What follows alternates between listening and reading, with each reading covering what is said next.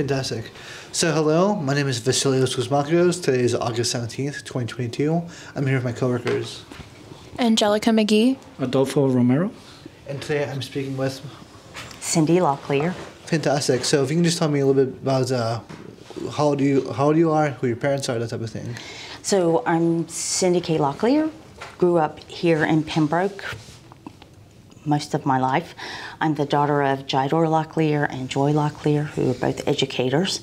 I'm the maternal grandchild of Huron Galveston Brayboy and Atilia Graham Brayboy, and the paternal granddaughter of Lily Mae Oxendine Locklear and Willard Lee Locklear.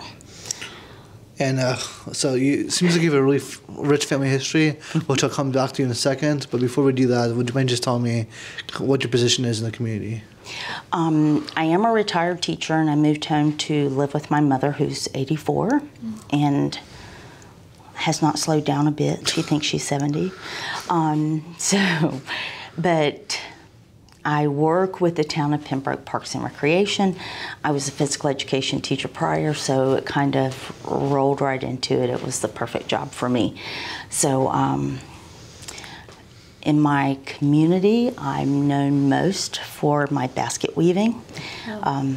I have a Facebook page called the Lumbee Weaver, and that's what people call me when they see me sometimes, the Lumbee Weaver, the basket lady. So that's my claim to fame here at home. I'm sorry, what was your mother's name? Joy. Joy, okay. So, Joy Brayboy Locklear. So let's talk a little bit about your basket weaving, and then we'll go on to your family history. So, Okay. So tell me about your basket weaving. How did you learn how to do it? How long have you been doing it? Yeah, that type of thing. So I was pregnant with my first child, Joy. Her name is also Joy. And I had for some time been wanting to learn. I could not find someone that had a class. I couldn't find a local weaver that was willing to teach. I couldn't find anything. So at our school book fair, there was a book called The Basket Book. And you know, having that hankering, which is a good Lumbee word, to learn how to do it, I'll buy the book. I'll teach myself. And lo and behold, I taught myself. And when I finally made something pretty, I took it to my grandmother, Atilia Graham.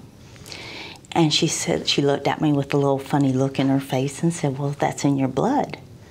And I'm like, what are you talking about? Nobody in our family weaves. Her grandfather was a basket maker. Wow. He made baskets for all of his grandchildren to take their lunch to school. Most of the time it was just a biscuit. They were lucky if they had white side or fat back, if you know what I'm talking about, to go with the biscuit. But most of the time it was just a biscuit. And his baskets were a traditional egg basket. So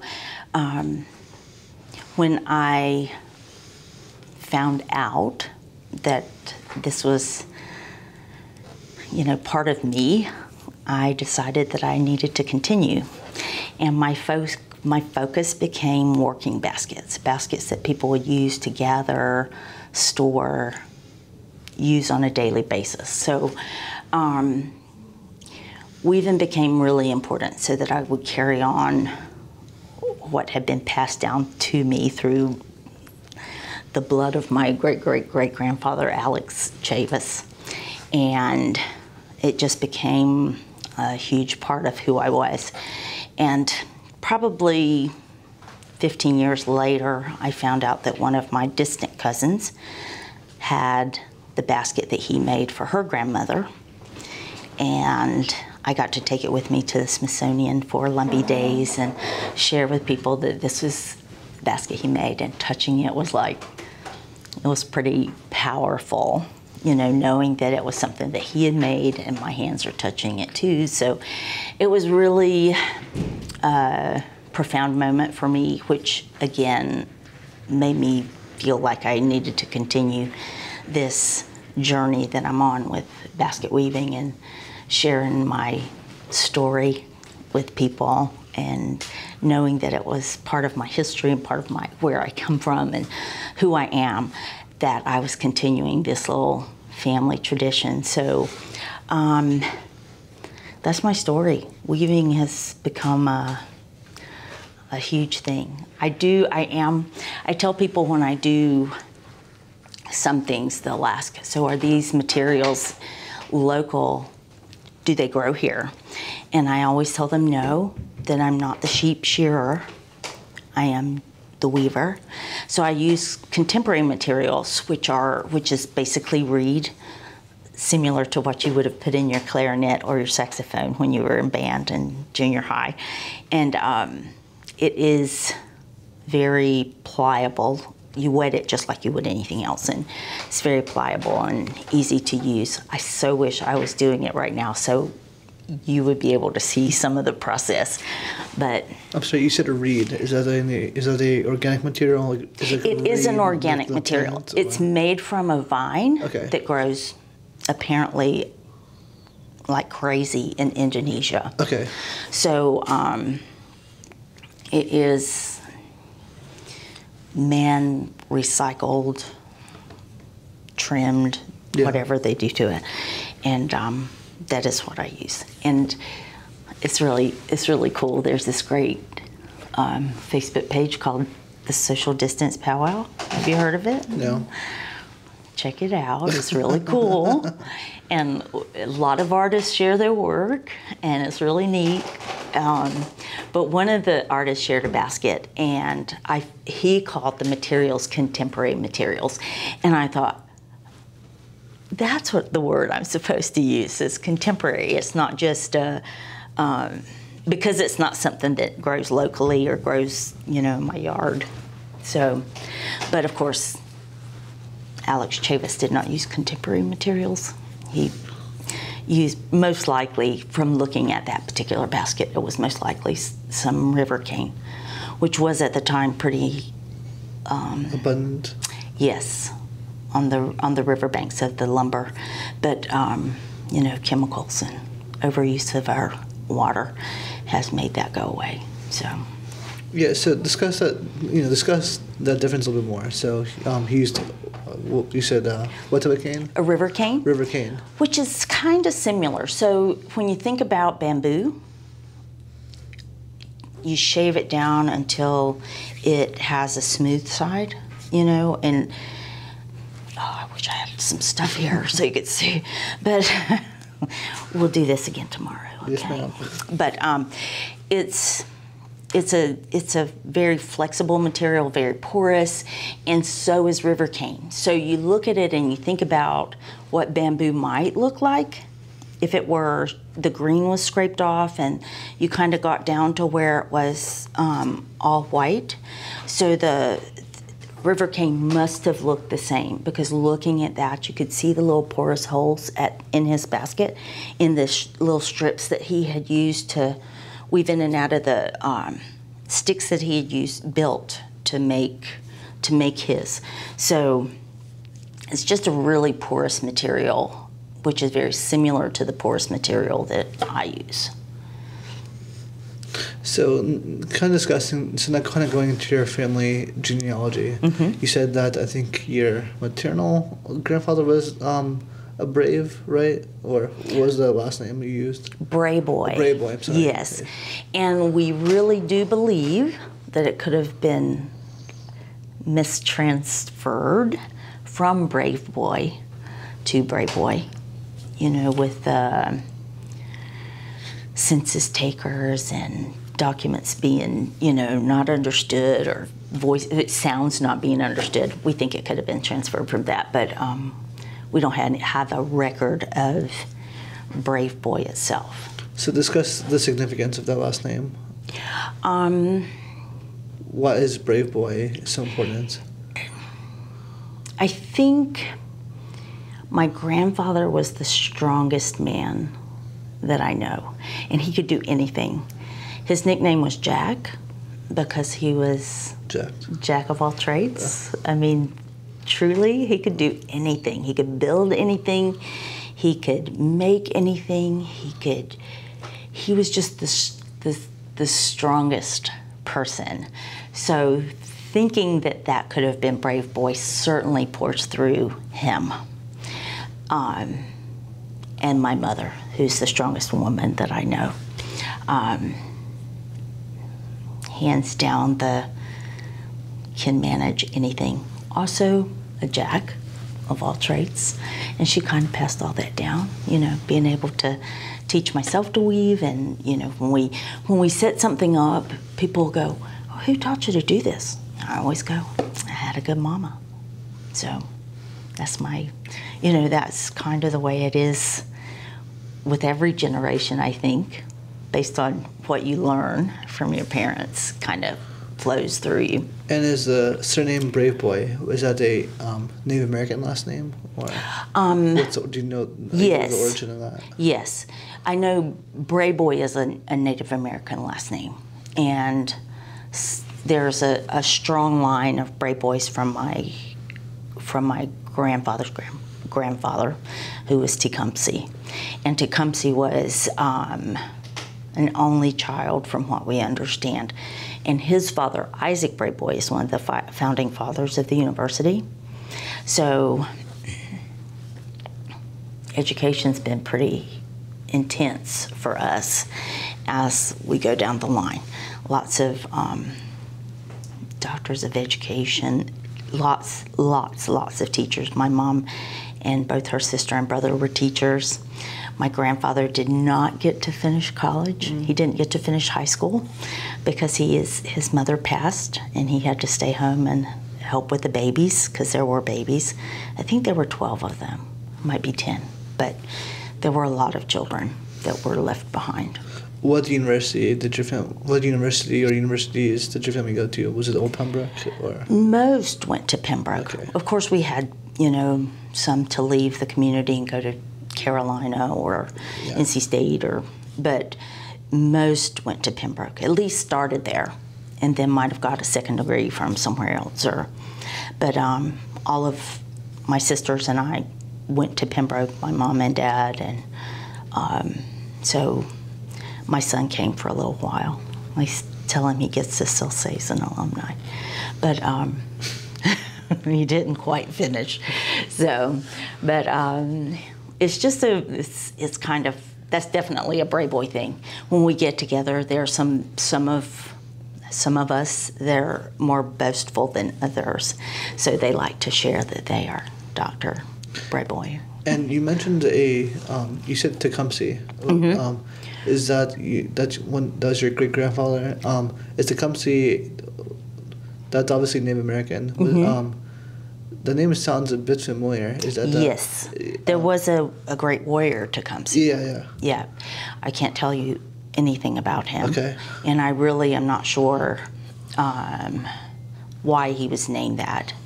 I know his name was shortened to Tecumseh because, Can you lazy. spell that for us, please? Cumsey. And then the original would be Tecumseh, I think. Okay. I'm sorry, one more time. Tecumseh.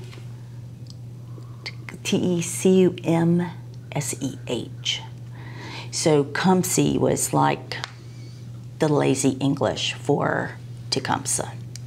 And would this be a Cherokee, an Algonquin, or what? Most of us, here are Algonquin. Yeah. And that is likely where that came from. I know when Isaac Brave Boy and Preston Locklear and some of the others were pulling together to make the university, it was then called the Indian Normal School, and it was for, you've probably heard this story already, but it was for people to go there that wanted to learn to teach, so that the Indian people, the Native people in this, especially in this community, would have teachers. So the seed was put in there a long time ago, but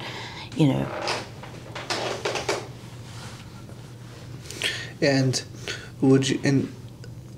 growing up, did you identify as Native American, or did you identify as Lumbee, or what did you kind of identify as? We've always known we were Lumbee. We did not talk color in our home. It was important to my mother that we understand that everybody is equal, everybody's the same. I tell people all the time she wanted us to be worldly, and it's a good thing that she did because, you know, both my sister and I ended up in Germany for some time. But my first experience with racism, not that you want to know, We but do. my first experience with racism was in the first grade. And my mother, being the educator that she was, wanted us to speak properly. So we were taught to say our name in the correct way. So Cindy K. Locklear. So Locklear's been kind of massacred a lot. So there's a Locklear, there's an artist, so his name is Locklair. There's Locklee, there's Locky. So there's lots of derivatives. Yes, from the name. So when I stood up in first grade, Miss Jessie asked us all to stand up, who, by the way, was also my parents' first grade teacher, Miss Jessie Maynor. Isn't that funny? So we stood up to say our name, and I stood up very proudly like I was taught and said my name was Cindy K. Locklear. And somebody chimed in and said, "Why are you talking white?" And I went, So I went home and I said, "Hey, Mom, what does white mean?" Wow. And was this another Native American student? Yes. Wow. So. But she had already lived away from here, so she had already experienced some. Her experiences were different from mine because at that point, I only knew Robeson County. Well, Tweedsy Railroad. We would go to the mountains and do some things, but you know, we really only knew Robeson County. We didn't know much else. So at 6 years old, I'm so sorry. At 6 years old, going in my classroom and figuring out that there was a difference. Not too long after that, I don't know if you remember, you probably have never heard of Diane Carroll. No. She was a beautiful actress, and she was a nurse on TV. So our pastor, we were, I think we must have been maybe second grade, my sister and I, and we both wanted to be we wanted to be the nurse, Diane Carroll, because, you know, she was just the coolest. It was a TV show in the late 60s. And so we put on our mask, and of course it was a black face with a nurse's hat, and it was like a tie-on thing. And we went to a friend's house, and the child said, one of the kids there said, "Why would you want to be black?" And again, the same thing happened again. It didn't register because we had not been taught. You know, we went to the store, we got to pick out our Halloween costume, and that was that. It wasn't a question whether it was purple, green, or red, you know. Yeah. It's interesting that you got a negative reaction from both, from sounding white and from wanting to be like a black. So it's like anything that was involving another ethnicity was like bad. Yes. No matter like where, you know what I mean? Yes. It's fair. It's a. Even growing up, even getting older and understanding, I realized that it was a very racially tense community, and I think. The older I got, the more I understood that race was an intense thing, and, you know, but we still understood that we were all the same. It did not matter.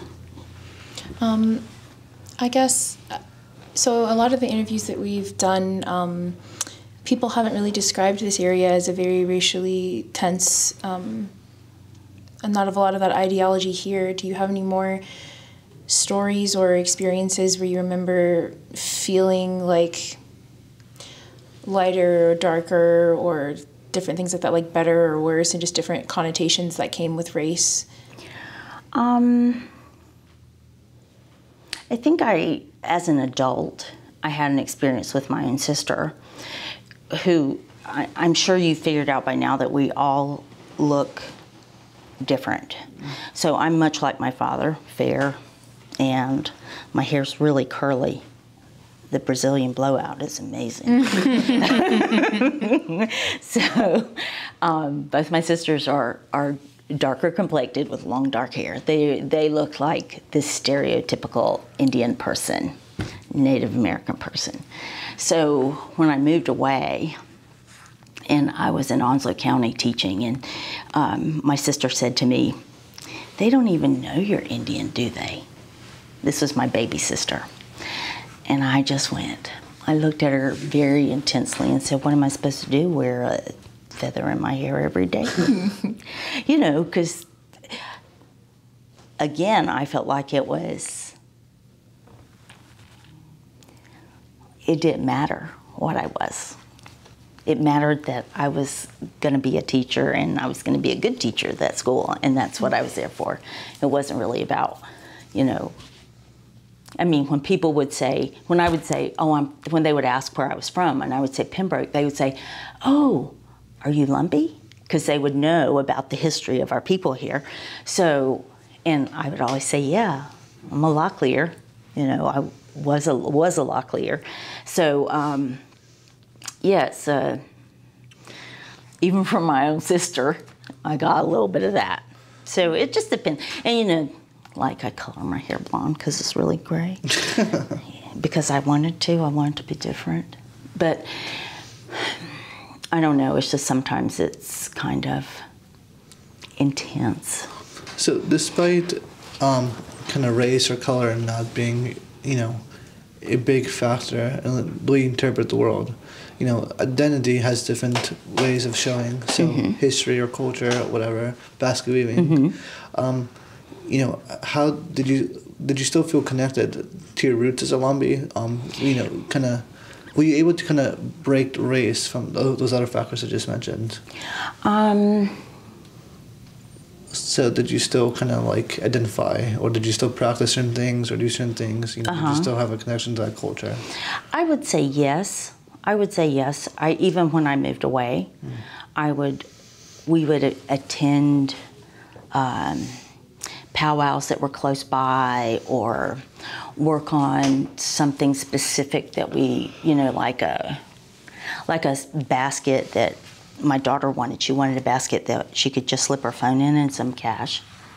And it was a little crossbody thing, and it turned out to be really great. And so in that way, I taught my children living away from here that, you know, how important our culture was. And this is what came to me through osmosis. And, you know, we just get to do these things. And they love, to this day, going to powwows and speaking Lumbee. Funny story. My son would come to the all sports camp at the university, so all the kids would go. I should preface this by saying that my former husband was Caucasian, and my last name was Oswald, and my children, their last name's Oswald. But Christian would come to camp, and he just, you know, he was the one. He loved it. He just loved it.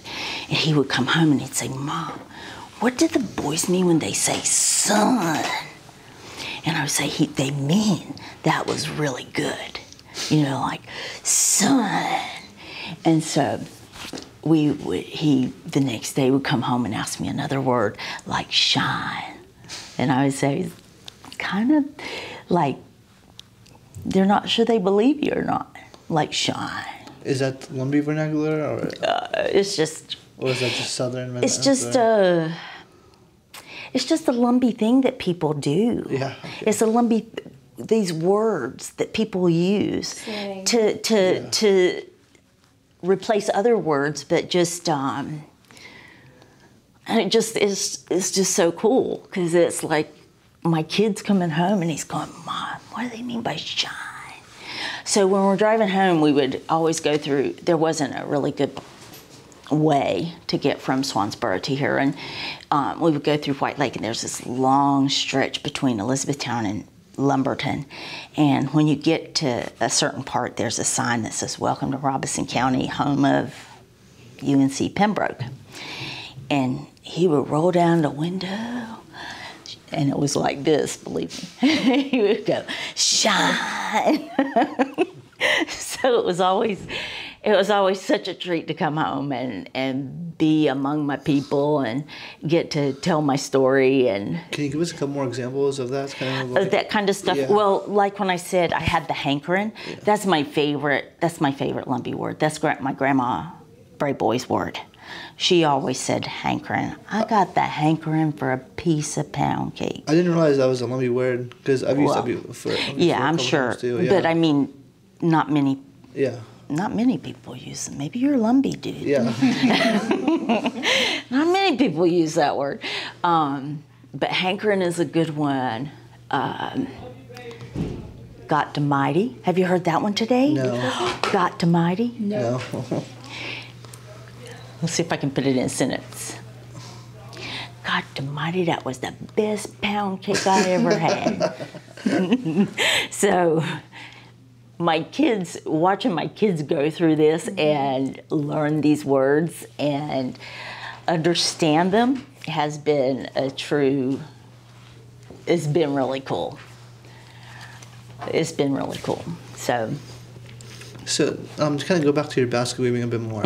So, and you didn't make the connection before you started. Yes. But since then, have you kind of tried to maybe learn some more traditional methods or that type of thing? I have taken other classes. I still find myself going back to what I think is what he did, which is to make something you needed. So we lived at the beach, so I made this huge bag that I could cross over, and I could cross it over and it would hold 3 towels and 3 water bottles, and we could drag our beach chairs to the beach. And all the sand would fall out of the bar. So I made it so that it was something I needed at the time. Instead of going and buying a bag, I just made it. So I continued to do that. It's really interesting that I had the little pouch that I made for Joy for her phone and a little bit of money has become very popular among the dancers and people that dress traditionally to go places. They think it is kind of woodland-ish, and it's becoming a thing, which is really kind of cool too. It's becoming a thing how? It's becoming part of us. Can I say that? Yeah. I mean, really, it's like becoming, so no longer is it just a basket that Joy wanted. Now it's a part of Reggie's regalia, and it's a part of Aaron's regalia, and the queens want one when they get crowned, and they'll say, "Who's the basket lady? I got to get the basket that goes with our," and it really does, because it's hands-free. It's cool because it's just enough to carry the simple things that you need, and it doesn't get in the way. I have a question. Yes. So when you're weaving the baskets, do you ever add any type of dye to them to make them different colors? And if so, I was thinking about the Lumbee colors. Like we have the representation, black, yellow, red, white. Yes. Can you tell us a little bit about that, the representation of the colors and the importance of that? When I dye my baskets, I usually use a walnut hull stain, and that's another cool word, walnut. Do you hear that one? Yeah. Walnut, yeah. Walnut? Yeah. So that's kind of cool. So when walnuts fall off the tree, they have this black, have you ever seen one? Yeah. They have this black crunchy stuff on the outside. So that's basically what it is. And I put it in a grinder or a processor, and then I put it in a knee-high and tie it off and make like a tea. Then I can dip everything. I'll pour it in a big pot and dip. Occasionally I use color. I think I've used red often, but okay. So but I do use color sometimes. If someone specifically asks me for a color, I will try my best to do it. But I feel like color limits us in the way we can use things and where we can use things. So for example, if I do put red in it for your, or make a dark red for your kitchen counter, then it's stuck in the kitchen. It can never go anywhere else. Do you know what I mean? Yeah. So I kind of feel like if you don't put color in it, that it can go from the kitchen to your bedroom to your bathroom. It can be wherever you need it. So that's my personal preference, is not to use color. My mother loves for me to use color. She thinks it's more attractive, but I think the beauty is the weaving. Have you ever? So you mentioned how you used walnut. Mm-hmm. Have you ever used pokeweed berries? Any other kind of natural kind of dyes? I have tried some. Some of them take nicely. Probably the one that does the best is pomegranate seed. Really?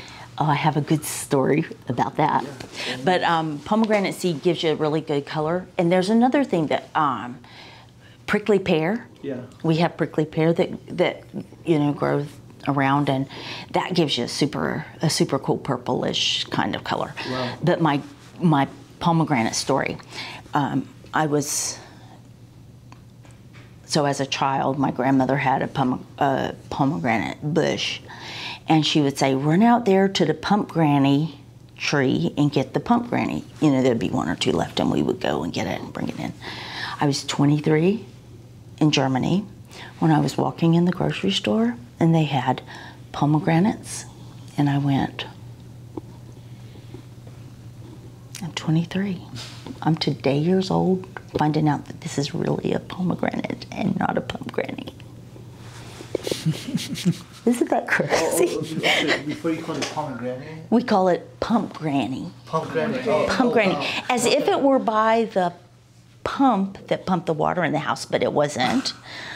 It wasn't. It was just by the ditch. So it's just really odd that my husband loved for her to say years of corn.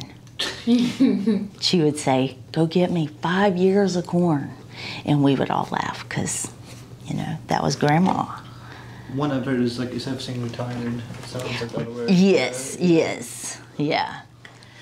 Well, I think it's marvelous that you're able to use like the colors the way the natural land, the land from the Pembroke community, key elements that makes the Lumbee tribe, and weave it into the basket itself.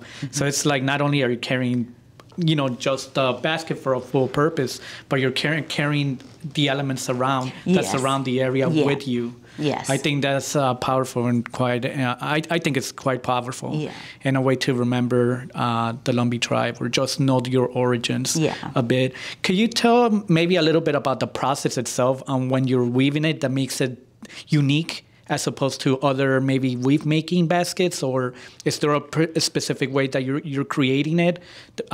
Maybe the plants that you're using, the process of it? Mm-hmm.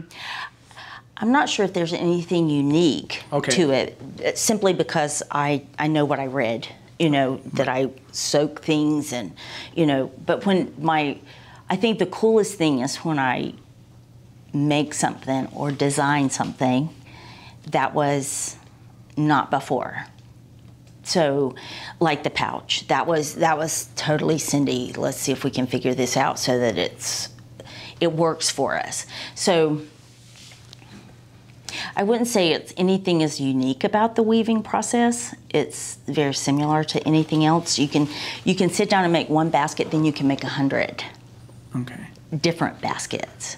So it's not necessarily the style or the material or anything.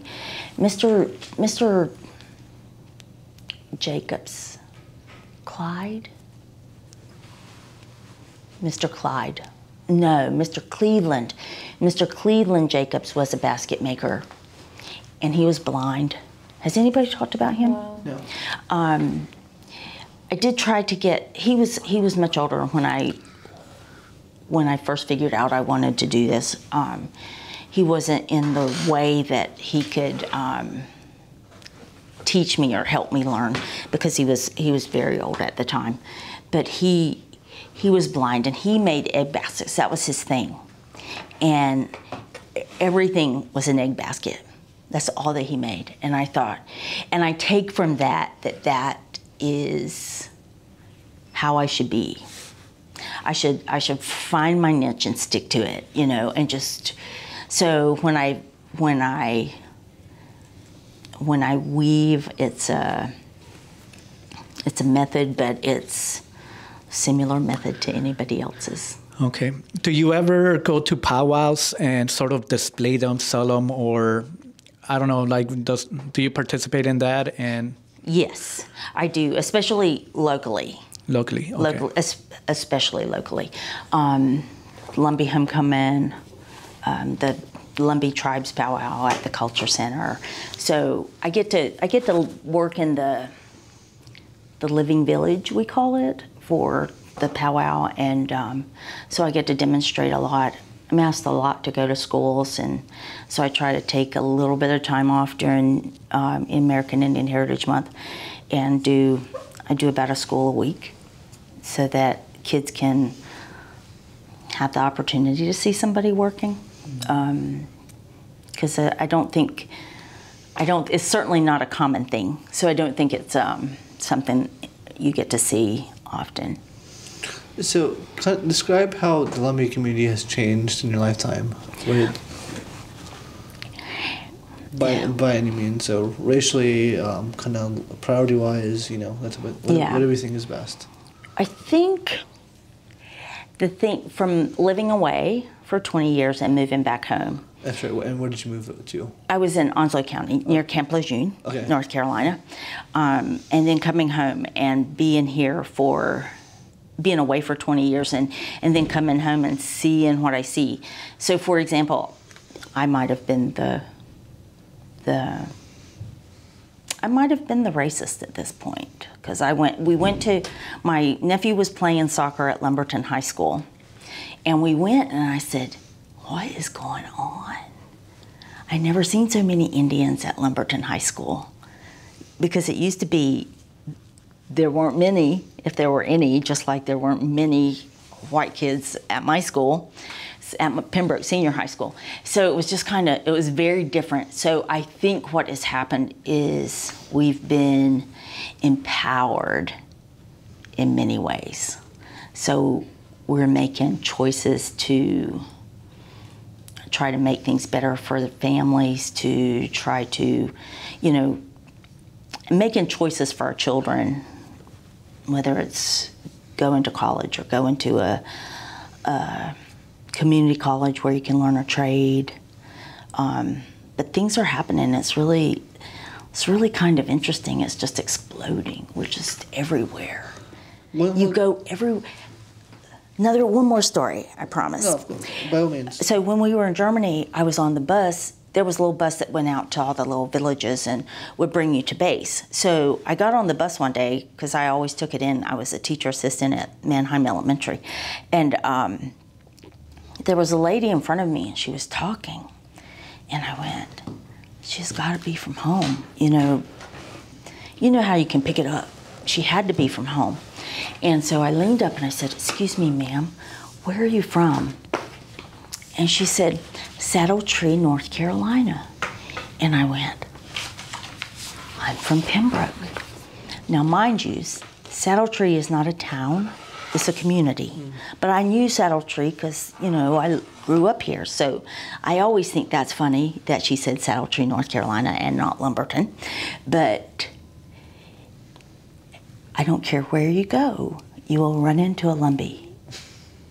I don't care where you are. And this was in Disney Germany? World, that was in Germany. Well, I'm not kidding. It does not matter where you go, you will run into a Lumbee.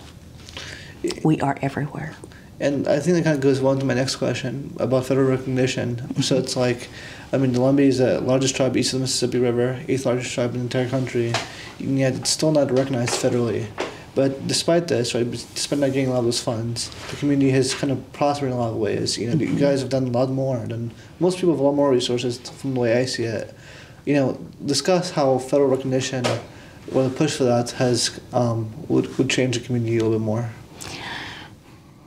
I think the biggest thing is education, and I know that we as a people strive.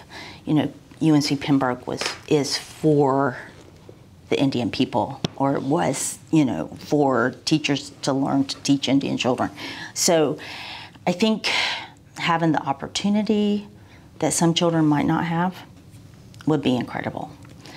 Healthcare for people that can't afford it would be incredible. But is it important? We know who we are. We don't need somebody else to tell us. My daughter was really interested in getting a DNA test, you know, because it was really popular, and oh, let's do it, Mom. And I'm like, I don't need to do that. I know who I am. You know who you are. We don't need to do that. But we did it anyway. And I just dismissed it all. Because, you know, of course they don't have enough indigenous DNA to be able to figure it out. And so when it came back, I said, you do know why this is like this? And she said, well, I think I do. And she's a scientist. She works in a microbiology lab at a hospital. And she went, those people. So it's funny that she figured it out after it was done. But does your family have any other traditions that have been passed down? We used to do things like hog killings. Our family was huge into farming. I shouldn't say farming, I should say gardening. So traditionally we would sit under the trees in the yard and shell peas and butter beans and shuck corn, and we did it every summer. And I don't ever remember it being as hot as it's been this summer. So I think that's tradition. If you don't want to call it tradition, I would understand. But for us, it was definitely tradition, because that was when everybody was there. Everybody was there. Traditionally, we gather as a family, not just immediate family, but the whole family. You know, all the living relatives of Tecumseh or Frank Graham or whomever. So we do that probably as often as some people, but not as often as others. But so I think gardening is huge, huge tradition. Every Thanksgiving and Christmas, somebody would go out and shake the pecan tree, and we would pick up the pecans after getting knocked in the head with them. You know, after a while, you figured it out not to be under the tree when it was being shook. But so yeah, things like that. You know, we all of my family. We're all crafty people, so we all do these little things that my sisters. I have one sister that's she loves to paint and draw, and my other sister's a vocalist. So she, you know, we have all this stuff happening, and my mother, you know, does her own thing. And so it's funny, at Lumbee Homecoming, we're all sitting under this tent with our wares all around us, and we have the best time because everybody knows where we are, and they come to visit. So that's a really great tradition. Always at the same spot at the university. Can you remember any sorts of like myths or spiritual practices and things like that? We've heard a lot of people telling like ghost stories or about like just different myths and things like that from childhood. I think the biggest one was the owl. Mm-hmm. Yeah. If the owl's hooting outside, that means somebody's gonna die. But, and it's so funny because, have you watched Reservation Dogs? No. Hilarious. Mm-hmm. Absolutely hilarious, because there are so many connections, and I know they're Oklahoma natives, which are probably federally recognized too, I'm sure.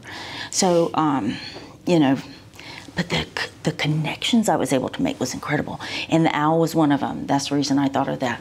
But my grandmother believed in my father's mother believed in conjures. What's that? Almost like the needle in the doll conjure. So my mom and dad separated. My dad was having an affair, and so Grandma called me over and she said, Cindy, you've got to take this bag and you have to sprinkle this all the way around your dad's house so it will break the spell that woman has on your father. Can you imagine how horrified I was? How old were you? I was probably 19 or 20. I was in college. Yeah. So I, you know, just imagine this bag with this yellow stuff in it, powder, and I have to sprinkle it. Did you do it? What happened? Yes, I did it, but it didn't break the spell. Yeah.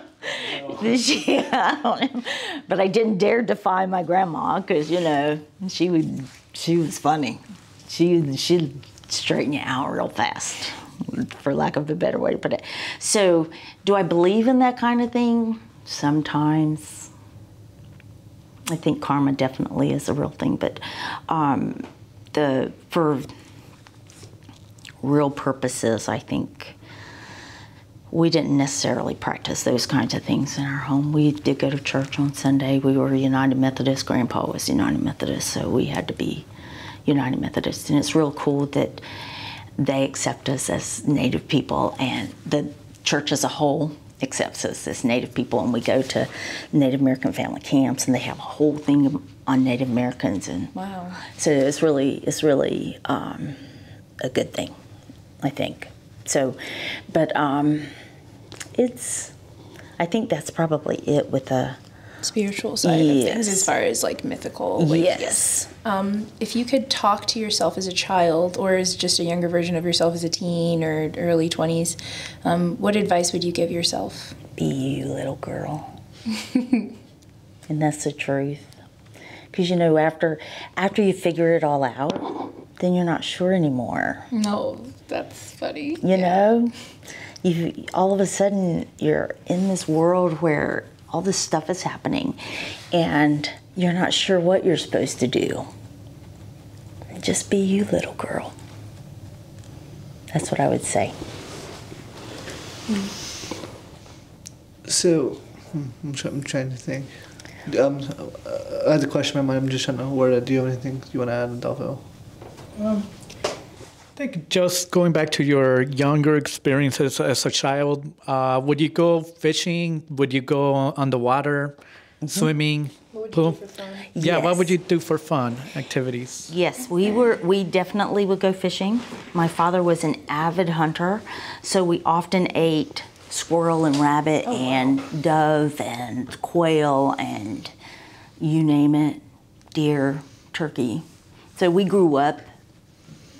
We never got to go hunting with Daddy because he didn't think it was appropriate for girls. But, and I probably wouldn't have liked it, but my sister would have. And it's really cool, having said that, because my dad was a hunter, and definitely was an avid bird hunter. That was his thing. He was really good at it. So, early on, I was trying to find a trademark, something I could put on my basket that was representative of me and my family. And I decided I would use a feather. And so I was buying feathers to use. And as my son got older, he became a duck hunter. So now I don't have to buy feathers anymore. I have duck feathers all the time. But we were a little bit, I don't want to say privileged, but probably considered privileged in our community because both my parents were teachers, and we were members of what is now the Lumbee Culture Center. It was called the Recreation Center, and they had a pool and a golf course, and so we were members, and we went every Sunday because Monday through Saturday we were picking cucumbers. So I don't know if we were really privileged or not because we got to go to the pool every Sunday in the summer months because we had to pick cucumbers. Cucumbers that were pickling cucumbers, like the little gherkins and the bigger, the ones that you get, dill, yeah.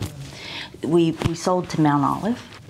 I own part of Mount Olive. I'm just kidding. I should own part of it because I certainly have sold them many a cucumber. And we had to work, as children, we had to work on halves. So just like a sharecropper would, we would take our cucumbers to the market and they would run mine. They ran them through these grates, you know, so the really big ones got thrown away. And depending on the weight of what all you picked that day, you would get so much money. So we would average about $20 to $25 a day picking cucumbers as a 10-year-old. Was this from your family? Did your family have a farm? What did you do? Did you have a garden or? My parents had have a 20-acre piece of property where somewhere around 7 acres was cucumber farming. So we had just the 4 of us at the time would manage 7 acres of cucumbers. Wow. Yeah, it was brutal. Was the land passed down from your grandfather, or did your father buy that land? My father bought that land. Before that, did you guys had any land before that? My grandmother and my mother's parents probably were considered fairly well-to-do because Grandpa was a brick mason, so that was a good paying job. And they had a nice house. But my father's family literally had nothing. He was the first to go to college in his family. They lived in a 4-room house, and there were 5 children. You could put a golf ball, and I swear it seemed like it probably wouldn't, but it seemed like it would go through all 4 rooms and come back. Just the way the house was also wonky from being so old. And they heated with a potbelly stove, and Grandma would cook on it often. And you know, it would sit out from the fireplace, so the heat just radiated through the house. And it was in the main room. So if we came over to watch TV in the winter or to visit, my sister and I would stay outside. Oh, that's another good thing that we did as children. We had to sweep the yard. Have you heard somebody say that? Mm-mm. Sweep the yard. So the yard didn't have any grass. So we would sweep the sand off of the harder dirt so we wouldn't track the sand in the house. Mm. So we swept the yard. Isn't that an interesting concept? Yeah, it is actually. Off the hard dirt. I've heard of like scrubbing the steps, but not like sweeping them. That's kind of interesting. We swept the yard. So it was kind of interesting. So this is a loaded question, so feel free to take your time. Okay. What have you learned about love and marriage through your own experiences or through people around you, like your parents or your grandparents? This is a loaded question. I think that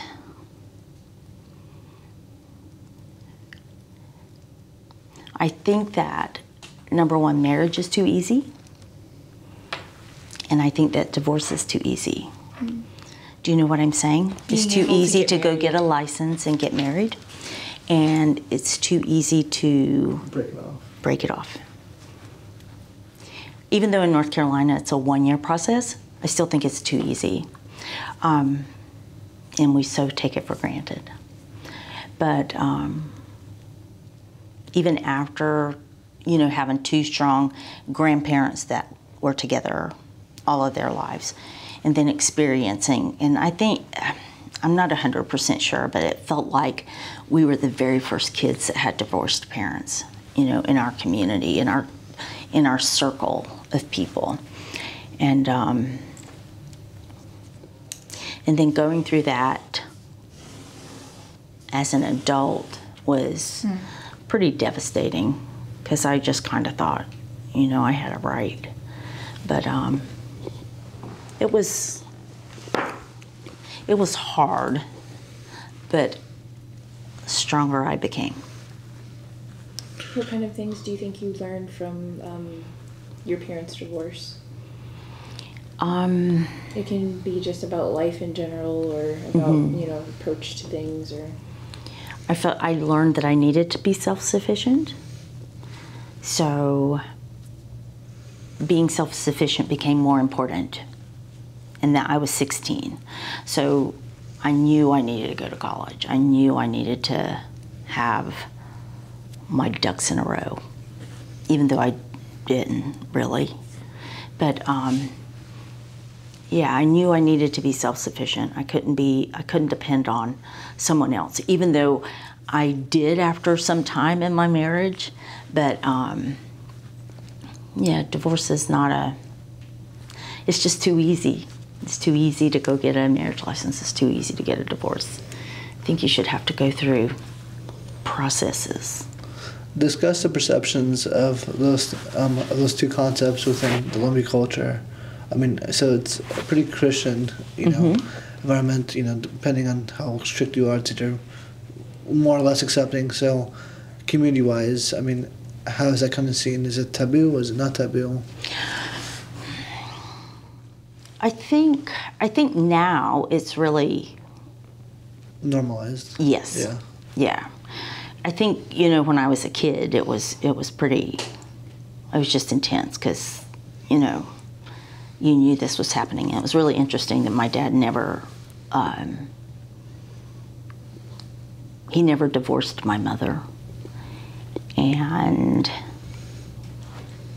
so it was just really a strange situation, you know. But Why do you think that was? He never introduced us to even though we knew who she was, his girlfriend. There was never a relationship that we had with her. He made sure that stayed separate. And I think that was on purpose. I think he didn't intend for us to have a relationship with her. I think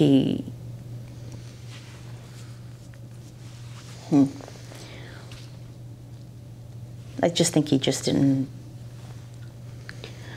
think it was okay. Maybe he was shameful. I don't know. We never ever talked about it. It was really, and later in his life, we found that he was having to choose between us and her. So, for example, his retirement from teaching, they have, you know, down here, retirement after 30 years of teaching is a big thing. So they have a big dinner. So he didn't invite us. And when we found out that he had a retirement dinner, we were so insulted, because it was like, why wouldn't you tell us? Wonder what people thought that were there, and said, well, wonder where Mr. Jodor's children are. So, but it was because she was going to be there, you know. So it was really just weird. So kind of circling back to your kind of childhood, where your family hunted a lot. You know, you said your dad kind of hunted just about everything. You know, how did he prepare it? Did you guys have a smokehouse growing up, or that type of thing, or? No, we fried everything. We just fried everything. It's horrible, I know, but delicious. That's just we just did. That we fry collards. Have you had the collards? I've had collard greens, but I haven't had it fried. So it's much like doing it with. Have you ever had stewed cabbage? Yeah. So much like that. Okay. Yeah. So except it's collards. So you do the fat back, you know, in the griddle, in the skillet, and then you put your collards in, add a little bit of water, cover them up. Not cooked all day. I just wanted to find out a little bit about your religion. You're Christian, or are you something else? What is your religious views? What are your religious views? Is my mother going to see this? And you don't have to answer if you don't want to talk about it. We could also skip through that. So don't feel obligated. No pressure. The last few years have taught me an awful lot about a lot of things, including church-going people. That is all I'm going to say. Okay, I respect that. Okay. So I'm sorry, just heading point a little bit more. So you mentioned you also ate quite a bit of fish growing up. Yes. Was this from the Lumbee River? Did you guys go fishing a lot? Was this from the coast? Tell me about that. We did fish a lot in the river, but none of us really liked river fish. We liked salty fish. So most of the time when we had fish, we had gone fishing at the pier. Out on the coast? Yes. And what type of fish were they? Were they mullets? Spots, our favorite. Yeah. That's our favorite. Of course, if we were lucky enough to get flounder, that was like the delicacy of all the fish, was to get the flounder. But having lived there now, there's so many other wonderful things. And we've grown to love, oysters and clams and, all these wonderful things that you can just go out and pick up out of the water. Did you grow up eating crawfish here? We did not. Okay. Again, that's a freshwater thing. Yeah. Okay. Yeah. So just nothing. We just didn't.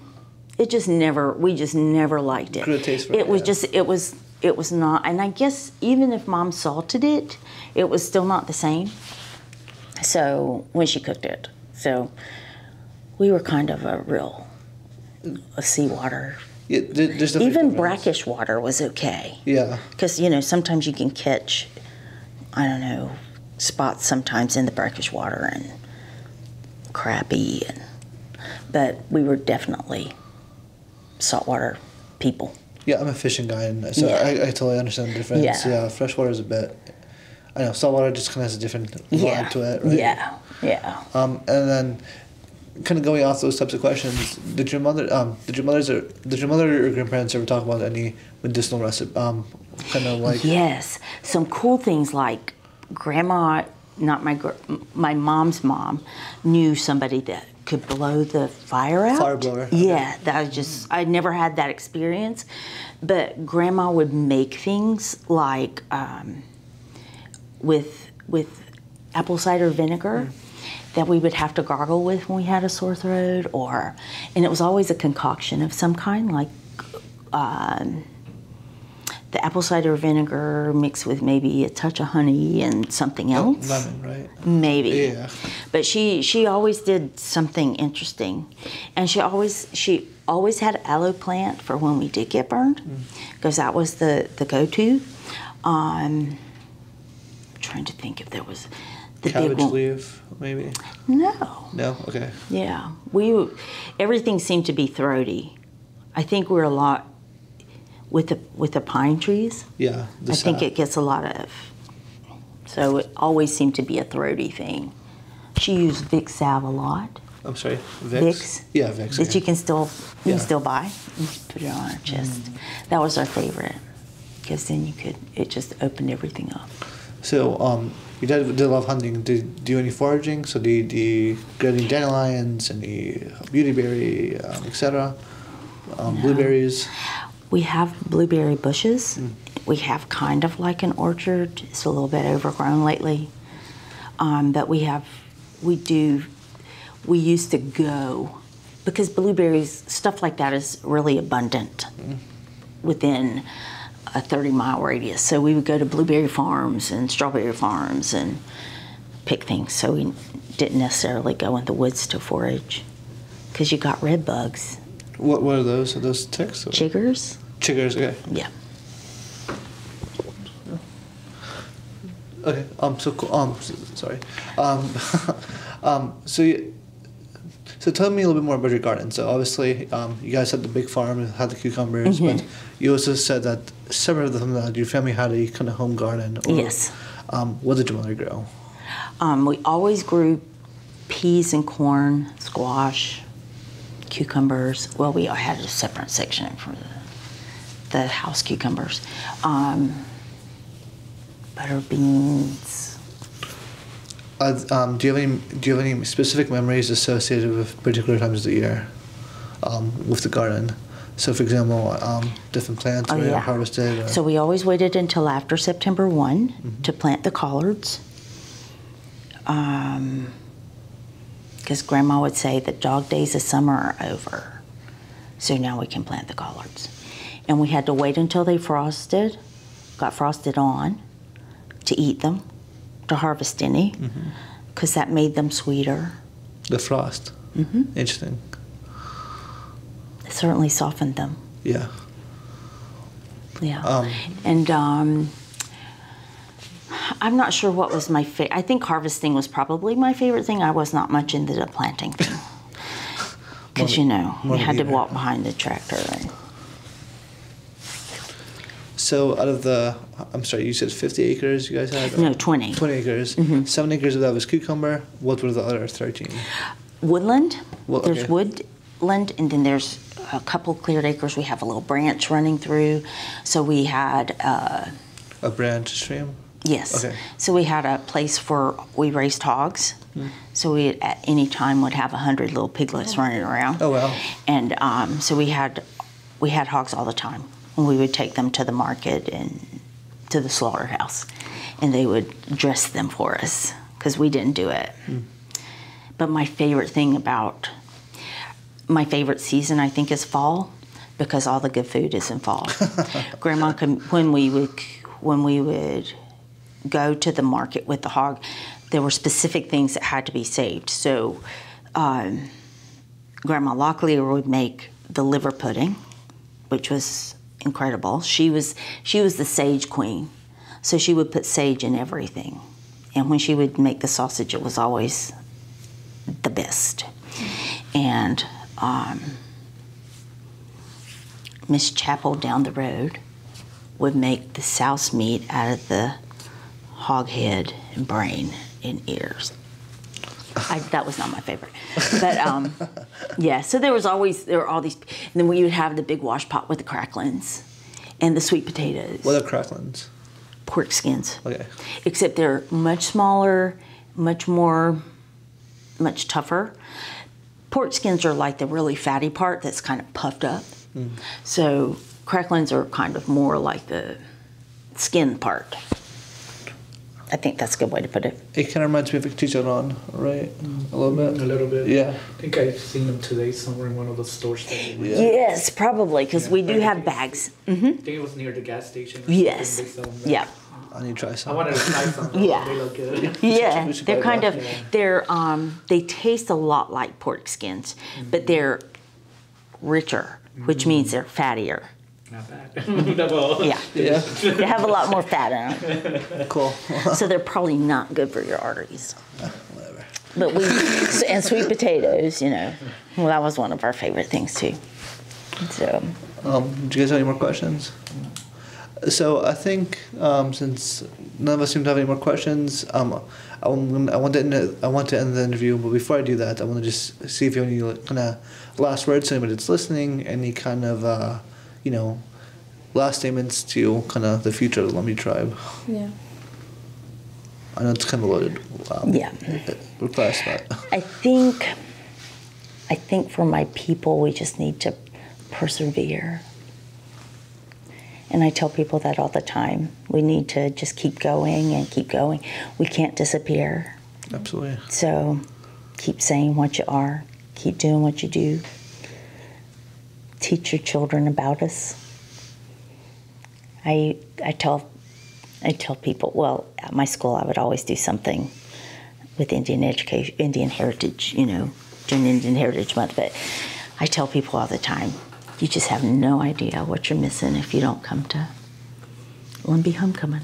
It's the Absolutely. greatest place it's better than the state fair because of the food and the people and the dancing.